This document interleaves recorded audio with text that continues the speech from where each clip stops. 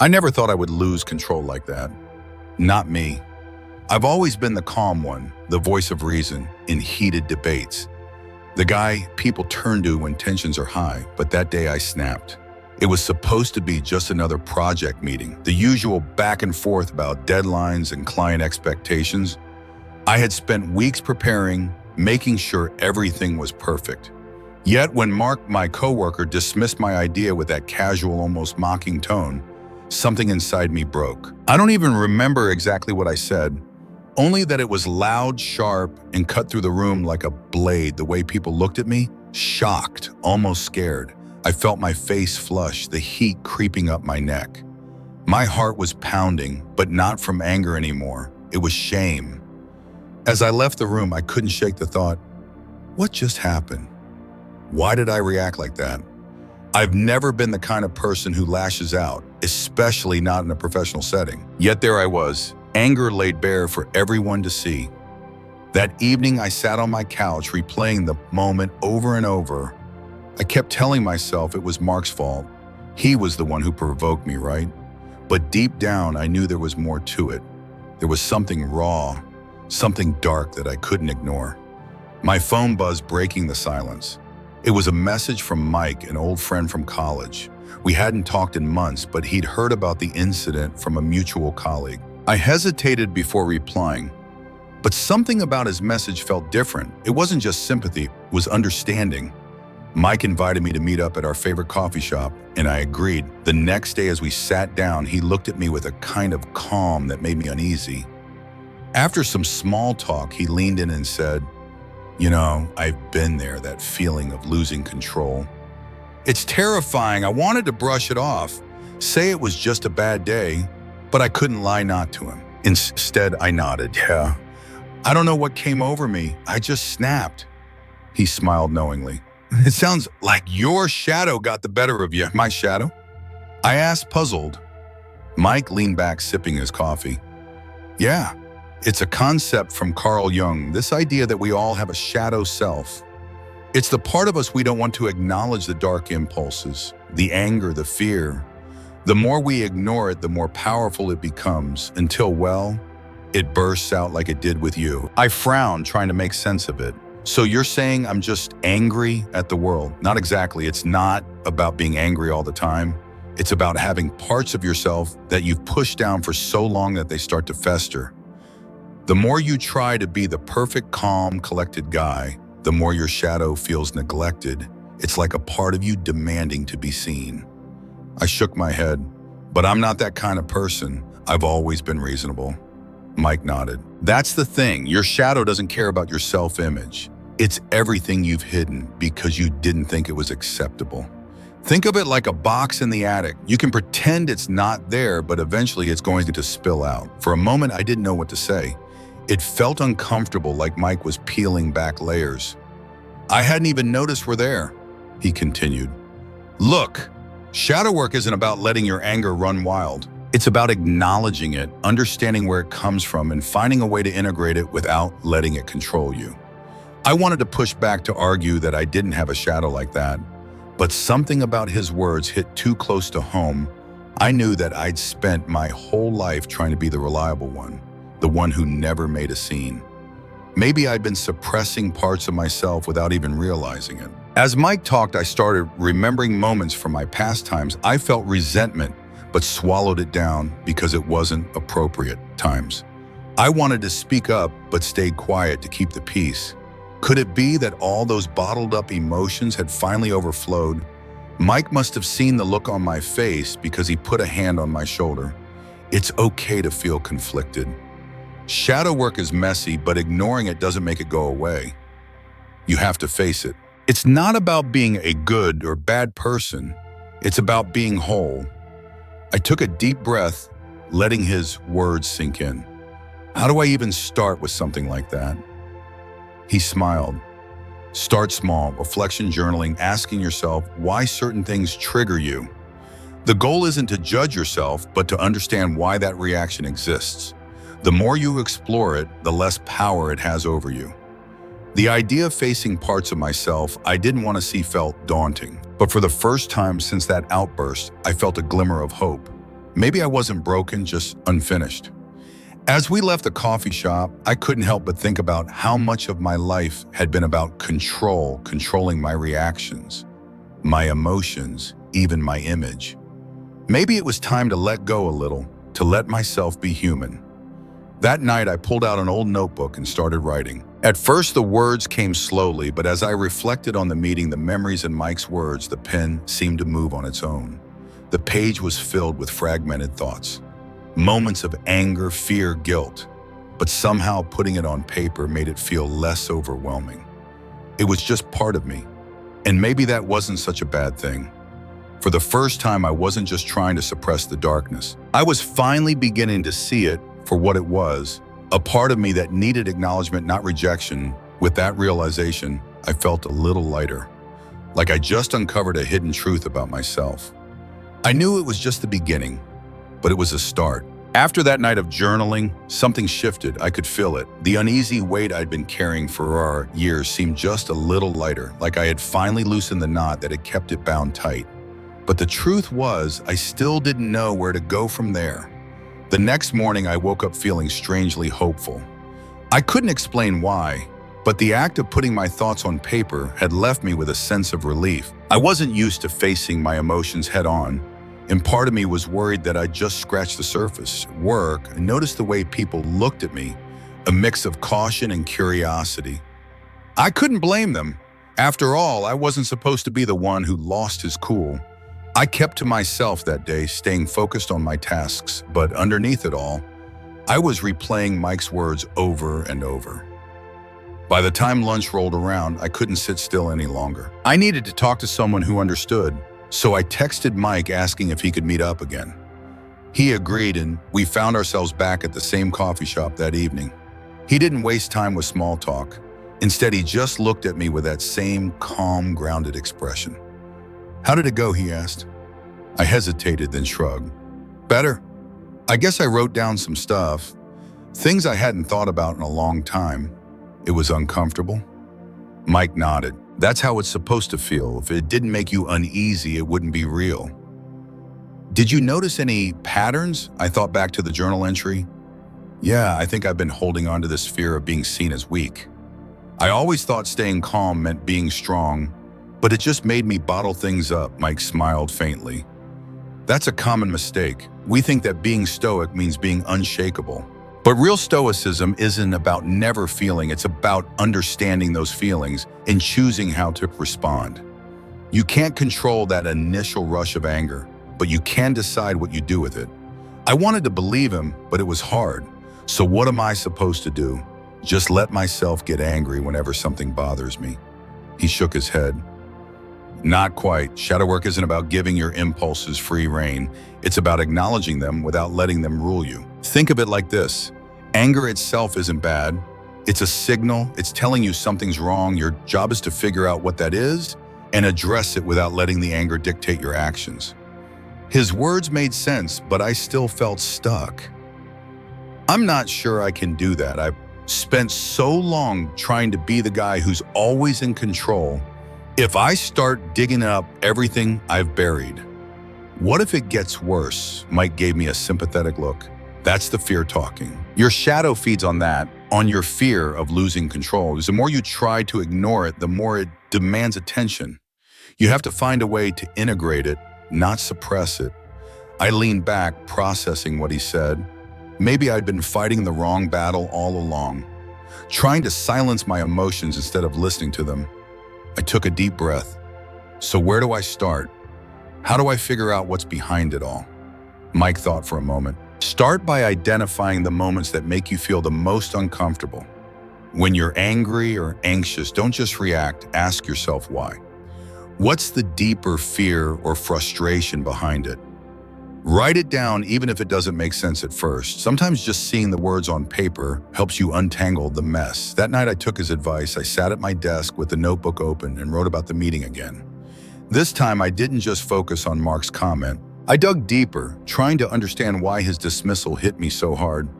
Eventually it dawned on me. It wasn't just about Mark or that one meeting. It was about feeling overlooked, like my ideas didn't matter. I'd always tried so hard to be valuable, to contribute without being pushy, and when my effort was brushed aside, it felt like I didn't matter. A strange sadness crept over me, but there was relief too. I wasn't just angry, I was hurt. Hurt that my quiet diligence was seen as passivity, that my effort to keep the peace made me seem weak. When I saw it for what it was, the anger didn't seem so overwhelming anymore. It made sense. I wasn't flawed for feeling it, I was human. And maybe, just maybe, that was okay. The next day at work, I made a small change. Instead of waiting for my turn to speak, I voiced my ideas confidently without overthinking how they'd be received. It felt strange, like stepping out of character, but also liberating. Not everyone agreed with me, and that was fine. The important part was that I didn't retreat into silence. I wasn't letting fear dictate my actions. I was taking small, deliberate steps to own my voice. When Mike and I met up again, I told him about it. He grinned. See, that's progress. It's not about transforming overnight. It's about learning to balance who you've been with, who you want to become. I couldn't help but smile back. Maybe he was right. Maybe embracing my darker side didn't mean letting it control me. It just meant acknowledging it, giving it a voice so it didn't have to scream to be heard. Over the next few weeks, I kept at it.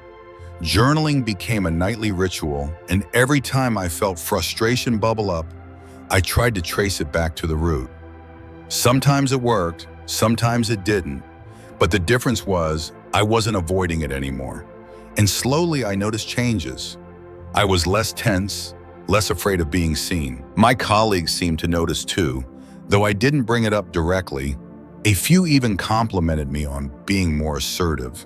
It was strange to hear, but it felt good. One evening, as I reflected on everything, I realized something crucial. It wasn't just about letting go of anger. It was about giving myself permission to be complex, to be both calm and passionate, composed and vulnerable. Real Stoicism wasn't about perfection. It was about facing the messy, contradictory parts of myself with patience and grace. I still had a long way to go, but for the first time in years, I didn't feel like I was pretending. I was learning to be me, all of me. And maybe that was the truest kind of strength. Things were starting to make sense. I had accepted that my anger wasn't inherently wrong. It was just a part of me that I had been ignoring for far too long. I felt a little lighter, but that feeling didn't last as long as I hoped. Reality hit hard the following week at work. Despite my personal breakthrough, I could sense a lingering tension among my colleagues. It was subtle, quick glances when I entered the room. Hushed conversations that abruptly stopped. When I got too close, I wasn't naive. I knew why they were acting that way. The outburst I had a few weeks back still hung over me like a cloud. It wasn't just about losing my temper. It was about betraying the image I had spent years crafting. One afternoon, my manager, Karen, called me into her office. I could feel my stomach tighten as I walked down the hall, replaying possible scenarios in my head. When I sat down, Karen didn't waste time. "Daniel, I wanted to talk about that meeting a few weeks ago." I nodded slowly, keeping my gaze steady. "I understand. It wasn't my best moment." She looked at me thoughtfully. "It wasn't just that one moment. People are concerned. You've always been so level-headed, but lately it seems like something's changed. Is everything okay?" I wanted to tell her the truth, that I had been hiding parts of myself for so long that they finally erupted. But I couldn't just pour my soul out in a professional setting. Instead, I took a deep breath. "I guess I've been under a lot of stress. I'm working on handling it better." She nodded, though I could see the doubt lingering in her eyes. "I know we all have our breaking points. Just make sure you're taking care of yourself. It's important for you and the team." I forced a small smile.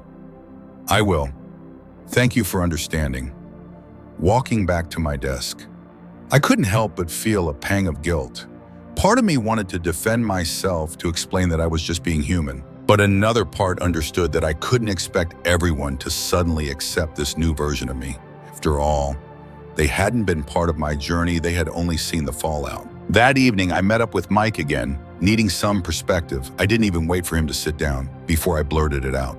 "I think I screwed up. Mike, people at work, they're treating me differently." Karen basically hinted that I might be losing their trust. Mike listened intently, then nodded. It makes sense. You change the narrative they had about you. People get uncomfortable when someone breaks character. It's like they're trying to figure out if this new side of you is here to stay. I sighed, running my hand through my hair. But that's just it. I don't even know if this side of me is here to stay. I'm just tired of pretending to be unshakable. But now it feels like I'm caught between two versions of myself, the one I used to be and the one I'm trying to accept. Mike smiled gently. That's normal. Growth is messy.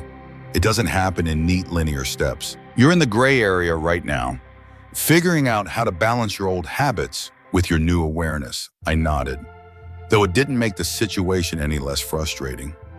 So what do? Go back to being the calm, agreeable guy just to make them comfortable? Mike shook his head. Oh, you don't regress. You adapt. Think of it like this. Your shadow work isn't just about acknowledging your dark side. It's about learning how to present it without letting it dominate.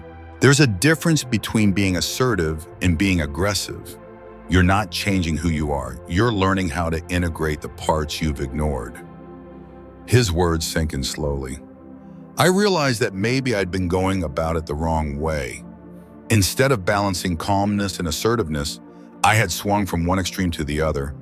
I needed to find a middle ground. The next day, I decided to take a different approach at work. During the morning meeting, I made a conscious effort to participate without overcompensating. I shared my thoughts calmly, even when someone disagreed. Instead of snapping back or withdrawing, I acknowledged their perspective before explaining mine. It wasn't perfect. A few people still seemed cautious, but it felt better, more authentic. I wasn't trying to prove anything. I was just being honest. Later that day, Mark, the same guy who had triggered my outburst, approached me by the coffee machine. He seemed hesitant at first, then cleared his throat. Hey, Daniel, about that meeting, I didn't mean to dismiss your idea. I guess I was just stressed too. I didn't realize it came off that way. I looked at him, surprised by the apology. I overreacted. I shouldn't have snapped like that. Mark gave a slight nod. Yeah, but I get it. Sometimes we all just reach a limit. For the first time, I saw Mark differently, not as the antagonist of my story, but as another person struggling in his own way. Maybe I wasn't the only one who had been holding things in. I couldn't help but chuckle softly. Yeah, I guess we're all just trying to keep it together. He grinned back, and for the first time in weeks, the tension seemed to ease. It wasn't a grand resolution, but it was a step, a small moment of understanding between two imperfect people. That evening, I wrote in my journal again. This time, I reflected on the difference between standing up for myself and lashing out. Maybe what I needed wasn't to let my shadow run wild, but to allow it to exist without shame. Mike was right. Real stoicism wasn't about bearing emotions, but facing them even when they made others uncomfortable. In the quiet of my room, I thought about something Mike had said earlier. You're not changing who you are, you're integrating. It made sense now. I wasn't becoming someone new. I was just allowing myself to be whole. As I wrote, I realized that this journey wasn't just about finding my voice. It was about giving myself permission to be complex, to feel both calm and passionate, without needing to justify it to anyone. That night, for the first time, I didn't feel burdened by my emotions. Instead, I felt grounded, like I was finally becoming the person I was meant to be. It wasn't until I decided to speak openly about my journey that I truly understood the power of fear. I had always seen fear as a weakness, something to hide or overcome. But it turns out fear isn't just an obstacle, it's a guide. The idea came to me one evening as I was reflecting on how things had changed at work. I had made some progress. People were slowly adjusting to the more assertive version of me. Yet underneath it all, I was still holding back. The truth was, I was afraid of being judged. Afraid that embracing my darker traits would make me less likable or respected. I kept wondering, what if this version of me is too much? What if they can't accept it? That night, I wrote down a simple question in my journal: what am I most afraid of? The answer wasn't about losing my job or disappointing my colleagues. It was deeper than that. I was afraid of being seen, not the calm, collected professional, but the messy, emotional human being I actually was. I feared showing my imperfections. That realization hit me like a wave. If I kept running from that fear, I'd never be able to move forward. I needed to confront it. I needed to own it. The next day during a lunch break, I found myself scrolling through the company intranet looking for something mindless to distract me. That's when I saw the announcement, Friday Wellness Session, Mental Health and Mindfulness in the Workplace. My heart skipped a beat. An idea started forming and it terrified me. What if I volunteered to speak? Share my own experience with shadow work and confronting fear. The thought made my palms sweat, but I couldn't shake it. When I mentioned it to Mike later that evening, he grinned. "That's huge, man. I didn't think you'd go that far," I frowned. "You think it's too much?" He shook his head. "No, it's bold, but that's the point, right? You've been talking about owning your fear. This is how you do it. You don't just acknowledge it. You use it to make a difference." I knew he was right, but that didn't make it less intimidating. What if I screw it up? What if people think I'm just using it as an excuse for my behavior? Mike looked at me calmly. "If you speak from a place of honesty, they'll get it. People connect with vulnerability. You're not there to justify yourself. You're there to share how you're working on becoming a better version of yourself." That night, I couldn't sleep.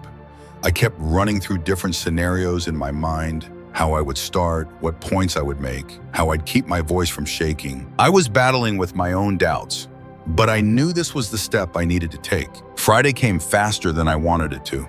I barely touched my breakfast, and my hands were trembling as I typed up some notes. Before I knew it, I was standing in the break room where the session was set up. There was a small audience, mostly my team and a few others who had seen the event notice Karen introduced the session and then nodded at me. I took a deep breath, reminding myself that this wasn't about impressing anyone. It was about being honest. I cleared my throat. "Hey everyone, I wasn't planning on speaking today, but I felt like I needed to. A few weeks ago, some of you saw me, lose my temper. That wasn't easy for me to admit. I've spent most of my life trying to be the calm, collected guy, the one who never reacts too strongly, who always keeps it together, but that day I didn't. I snapped, and it scared me. The room was silent but not uncomfortable. I could feel people leaning in, curious. I continued. After that incident, I started looking into why it happened. I reconnected with an old friend who introduced me to something called shadow work, a concept from Carl Jung. It's about acknowledging the parts of yourself that you usually keep hidden. For me, it was my anger, my frustration, my fear of being seen as weak. I took a deep breath, steadying myself. The thing is, I realized that I wasn't just angry at Mark or the situation. I was angry at myself for always trying to be perfect, for suppressing parts of me that didn't fit the image I thought I needed to maintain. I glanced around the room trying to gauge their reactions. Most people seemed genuinely engaged, some even nodding. That gave me a little more confidence. I'm not here to justify what happened. Losing control wasn't right, and I'm working on it. But I wanted to share this because I know I'm not the only one who struggles with this. We all have parts of ourselves that we're not proud of, emotions that feel too raw or messy to share, but the more we ignore them, the more they control us. I paused, feeling the weight of my own words. I guess what I'm trying to say is, it's okay to have those feelings. It's okay to acknowledge that you're not always perfect. Shadow work isn't about letting those darker parts take over. It's about understanding them so they don't dictate your action. There was a moment of stillness after I finished. Then slowly, Karen started clapping. A few others joined in, and before I knew it, the whole room was applauding. I couldn't help but smile, a sense of relief washing over me. Afterward, a few colleagues came up to me, sharing their own stories, times when they had felt overwhelmed or ashamed of their own reactions. I hadn't expected that. It made me realize that by facing my fear of judgment, I had given others permission to be honest about their own struggles. That evening, Mike called to see how it went. I laughed, still a bit overwhelmed. It was good, really good. Think people actually appreciated it? Mike's voice was warm. Of course they did. You were real. That's what people want, not perfection, but authenticity. He was right. I had spent so long fearing that people wouldn't like the real me that I hadn't considered they might actually respect my honesty. Embracing fear hadn't just changed how I saw myself. It changed how others saw me too. As I sat down with my journal that night, I wrote one simple sentence. Fear is not the enemy, it's a guide. I finally understood what Mike had been trying to tell me all along. Fear wasn't there to hold me back. It was there to show me what mattered, to push me toward being brave, not in the absence of fear, but because of it. For the first time in a long while, I felt proud, not because I had everything figured out, but because that I wasn't running anymore. I was facing it head on, willing to be seen, flaws and all. And that felt like a victory. That night after the wellness session, I sat alone in my apartment, replaying the events of the day I had done it. I had stood in front of my colleagues and shared the part of myself I'd been running from for so long. The part that I thought would make people see me as weak or broken. But instead of judgment, I received acceptance. More than that, I found solidarity. A few of my colleagues had approached me afterward, thanking me for being honest, admitting that they too had moments when they felt overwhelmed by their emotions. I never expected my story to resonate that way. As I sat on my couch, I couldn't help but feel a sense of purpose that I hadn't known before. Maybe my struggles, my imperfections, and my journey through shadow work weren't just about me. Maybe they could help others too. The next morning, I walked into the office with a sense of calm I hadn't felt in years. I wasn't hiding anymore. I wasn't pretending to be someone who never faltered. I was just me. During lunch, Karen approached me. "Hey, Daniel, do you have a minute?" I nodded, wondering if she was going to give me feedback on the wellness talk. To my surprise, she smiled warmly. "I just wanted to say I was impressed yesterday. It's not easy to stand up and talk about something so personal. A lot of people appreciated it." A sense of relief washed over me. "Thanks, Karen. Honestly, it was one of the hardest things I've done, but it felt right," she nodded thoughtfully. "You know, I've been thinking. We've been trying to improve our workplace wellness programs, and I think hearing from real people like you could make a big difference. Would you be interested in helping organize more sessions? Maybe even run a few yourself?" I hesitated, caught off guard. "You really think people would want that?" She smiled. "Absolutely. You showed people that it's okay to be vulnerable. That's something we need more of here." I agreed to think about it, and as she walked away, I felt a sense of pride. It wasn't just about my personal growth anymore. It was about making a difference. Later that evening, I met up with Mike again. He was sitting at our usual spot in the coffee shop, already grinning when I walked in. He raised his cup in a mock toast to Daniel, the office philosopher. I chuckled and sat down. "You won't believe this. Karen wants me to help with more wellness sessions. She thinks I could make a real impact." Mike nodded as if it made perfect sense. "Of course, you went from being the guy who bottled everything up to the guy who owns his flaws. People respect that. They don't see it as weakness. They see it as strength." I looked down at my cup, tracing the rim with my finger. I guess I just never thought of it that way. I was so afraid that admitting I wasn't perfect would make people lose respect for me. Mike shrugged. "That's the trap most of us fall into. We think that being real means being less. But the truth is people connect with what's genuine. Your story made them feel seen. That's rare." We sat in comfortable silence for a while. The hum of the coffee shop filled the gaps, and I found myself reflecting on how far I had come. Just weeks ago, I wouldn't have dared to admit my fears, let alone share them publicly. The next few weeks were transformative. I took Karen up on her offer and started organizing weekly discussion groups at work. They weren't formal therapy sessions, just a space where people could share their challenges, whether work-related or personal. To my surprise, people showed up more than I expected.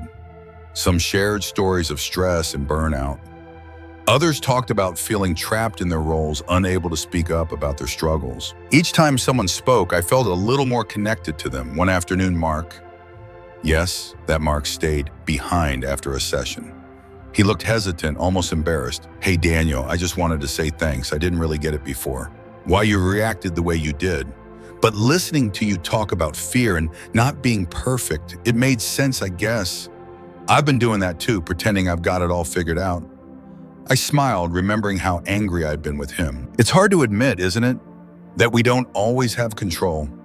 Mark nodded. "Yeah. It's easier to act like nothing bothers me. But lately I've been feeling burnt out. I thought pushing through was the only option. I patted his shoulder. Sometimes pushing through isn't strength, it's avoidance, facing what's really going on. That's real strength. For the first time, I saw Mark as more than just a coworker. He was someone fighting his own battles, just like me. We weren't so different after all. As the weeks went on, I found myself becoming more of a mentor than I ever imagined. I wasn't giving advice so much as sharing my own journey. How shadow work helped me confront the parts of myself I had always avoided. I noticed the way people responded, not just to my story, but to the idea that it was okay to struggle. And something else changed too.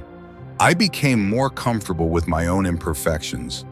I didn't rush to apologize for being direct or assertive. Instead, I chose my words with intention, staying mindful of the balance between honesty and empathy. The more I embraced my own complexity, the more others seemed to respect me. I wasn't trying to be the calmest person in the room anymore. I was just being me, calm when I could be, assertive when I needed to be. One evening as I wrapped up another session, Karen pulled me aside. "Daniel, I've been talking to HR and they're impressed with the feedback from your workshops. They're considering making it a regular part of our wellness program. Would you be willing to take the lead?" I couldn't help but smile. A few weeks ago, I would have doubted my ability to take on that responsibility. Now I felt ready. "Yeah, I'd like that." As I walked out of the office that day, I felt an unexpected surge of gratitude. I thought back to the old version of myself, the one who would have never spoken up, never admitted weakness. I had come so far, not just in how I handled my emotions, but in how I viewed myself. I wasn't perfect, I wasn't always calm or composed, but I was learning to live with my whole self, not just the parts I found acceptable. And that realization gave me a sense of peace I hadn't known before. Looking back, I realized that fear had been my teacher all along. It wasn't there to hold me back, but to guide me toward courage. I had learned that facing fear doesn't mean eliminating it. It means acknowledging it, learning from it, and moving forward despite it. As I made my way home, I thought about how far I'd come from fear to purpose, from hiding to leading. I wasn't just surviving anymore. I was thriving with all my flaws and strengths combined. And for the first time in years, I felt whole. The weeks that followed were quieter. Not in a literal sense. Work was still hectic, life still pulled me in different directions, but inside there was calm, a steadiness I hadn't known before. I guess it came down to this. I wasn't fighting myself anymore. For so long, had treated my flaws like enemies, trying to suppress them, deny them, or ignore them altogether. Now I was learning to live with them, to acknowledge their presence without letting them take control. After months of embracing this new mindset, I noticed something surprising. My relationships at work with friends, even with myself, had become more authentic. There was less pressure to maintain that calm, agreeable persona. I was just being myself. One evening as I was leaving the office, Karen stopped me in the hallway. She looked thoughtful. "Daniel, do you have a minute?" "Sure," I replied, curious. She leaned against the door frame, arms crossed but relaxed. "I've been meaning to tell you I've noticed a change, not just in how you've been running the wellness sessions, but in how you carry yourself. It's refreshing. You seem more confident." I smiled, appreciating the acknowledgement. "Thanks. I guess I finally stopped pretending to be perfect. Turns out it's easier to just be real." She nodded. "It's made a difference. People are more open. I think they feel like they can be themselves too." Hearing that hit me harder than I expected. I hadn't realized how much impact one person's honesty could have. It wasn't just about me anymore. It was about giving others permission to be themselves. I left the office that night feeling lighter. I had spent so long fearing that my imperfections would push people away, but it was the opposite. By letting go of that fear, I'd become more approachable, more human. That weekend, Mike and I went hiking. We hadn't done it in a while, and it felt good to be out in nature. As we reached a clearing overlooking the city, we took a break, sitting on a rock and catching our breath. Mike glanced at me, smirking. "You know, you've come a long way since that meltdown." I laughed. "Yeah, feels like a different lifetime," he nodded, taking a sip from his water bottle. "What's the biggest change for you?" I thought for a moment, looking at the skyline. "Honestly, I think it's the way I see fear now. Before I saw it as a flaw, something to get rid of. Realize it's a guide. If I'm afraid of being vulnerable, it's probably because that's exactly what I need to do. Mike raised his eyebrows. Sounds a lot like courage, I smiled. Maybe that's what it is. I used to think courage meant being fearless. But I think real courage is admitting that fear exists and moving forward anyway. We sat in comfortable silence for a while. The wind rustled through the trees, and I found myself thinking back to the person I had been just months ago, constantly second-guessing, worried about judgment, terrified of showing any crack in the armor. On Monday morning, I went into the office feeling more grounded than ever. As I was setting up my computer, Mark came over looking unusually upbeat. "Hey Daniel, got a minute?" "Of course, what's up?" He rubbed the back of his neck looking a little sheepish. "So I took some advice from your last session. You know, the one about facing what you're afraid of? I've been trying to be more upfront with my own thoughts during meetings." I smiled. "That's great to hear. How's it going?" He shrugged. "Weird at first. Always thought staying quiet made things easier, but actually speaking up, it feels good. Like I'm actually being part of the conversation instead of just agreeing with everyone else." I gave him a reassuring nod. That's the tricky part, learning to value your voice even when it feels uncomfortable. "I'm proud of you." He looked genuinely touched. "Thanks. I guess I just didn't want to make waves. But seeing you own your own flaws, it kind of gave me permission to do the same. I hadn't expected to hear that. It made me realize how much we all hold back fearing judgment or rejection.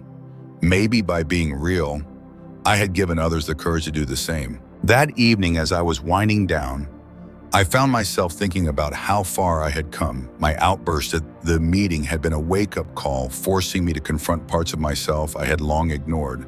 But instead of breaking me, it had set me free. I didn't have to be perfect to be respected. I didn't have to hide my fears to be strong. I could embrace every part of myself, the calm, the passionate, the angry, the fearful, and still be whole. As I wrote in my journal, a thought struck me. Real strength isn't about suppressing your darker traits. It's about understanding them, using them, and not letting them control you. Shadow work wasn't just about exploring the dark. It was about integrating it, balancing it with light. I couldn't help but think about the words of Marcus Aurelius. The impediment to action advances action. What stands in the way becomes the way. My fear had been the obstacle, but it had also been the path to growth.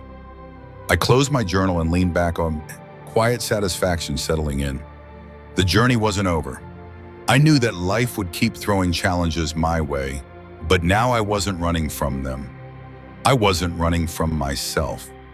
Instead, I was ready to face whatever came next, not with blind courage, but with acceptance. I knew that fear and doubt would still show up, they always do, but I wouldn't push them away. I'd let them guide me, reminding me that being human means being imperfect. And that's okay, because in those imperfections, I had found a deeper strength, a strength rooted not in control, but in balance. The next morning, as I walked into work, I felt a sense of peace. I wasn't trying to prove anything or hide anymore. I greeted my team with genuine warmth, feeling more present and connected. I realized that my journey through shadow work hadn't just changed me, it had changed the way I interacted with others. It wasn't just about being assertive or calm, it was about being genuine. Karen passed by giving me a thumbs up. "Ready for the next session this afternoon?" I grinned, more than ready. As I prepared for the meeting, I thought about how I used to see vulnerability as a flaw. Now I saw it as strength. A strength that made me more approachable, more relatable, more human. And in that simple realization, I knew I had found my purpose, not just at work, but in life, to be real, to be flawed, to keep growing, to face my shadow, not as an enemy, but as a part of me that made me whole. Because in the end, it wasn't about being fearless. It was about embracing the fear, learning from it, and moving forward. And that's the kind of courage I wanted to live by every day.